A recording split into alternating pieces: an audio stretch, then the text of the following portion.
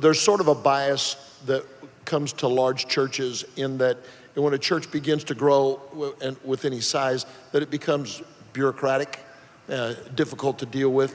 Are there some things that you intentionally do to make the big not feel big? Can I talk about that? I found that a real challenge.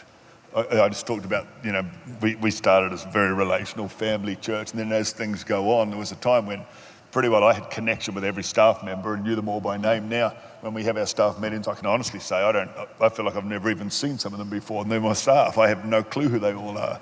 And I'm not even joking. So we've had to change a lot with that. What was the question?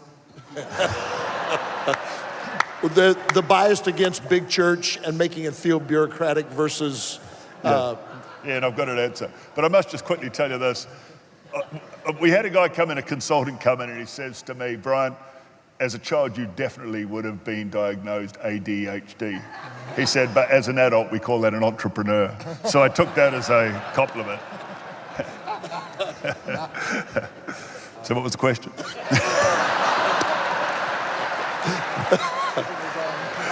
What is it that you do that keeps as you've grown, the big church from becoming bureaucratic? Hey, Brian, you're in Dallas, too. Hey, believe it or not, I really did forget the question twice. Yeah, you think he's joking, but he's not.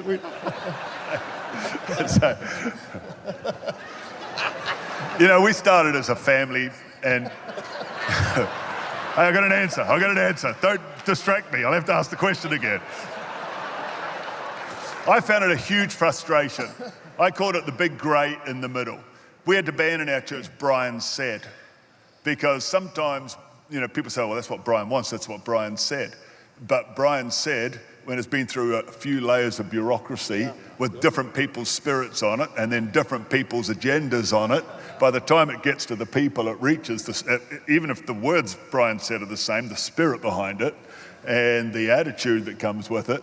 I found it a huge frustration for a long time when our church grew into being a big church with a huge staff. And I think it's a big challenge for any church moving through that procession to somehow get all that grey out of the middle, the black and white to me being the clear message getting to the people in a clear way. And it's just amazing how other agendas and other people's thoughts, other people's philosophies, people taking what you want but interpreting it to what they want.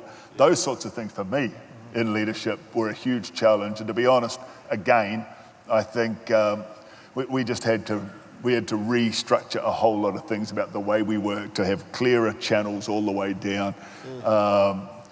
We have what we call the C team, and so I couldn't give them all to you off the top of my head, but everything pretty well comes back to about 7 or 8 people in departments that start with C: creativity, communications, etc. Yep. And so in Australia, Joel and Julia, our lead pastors, oversee that. All the church comes back into that group. So that was a simple way. Our church got into being so many different silos, like so many silos. And so, in other words, not people cooperating together as much as just all of these different people trying to do. And then you got inside your own church, departments trying to compete with each other, almost trying to compete with each other for each other's people and so on. So we went through a season where that was the big challenge of my leadership. But I think that we've now got things in place that has really got on top of that.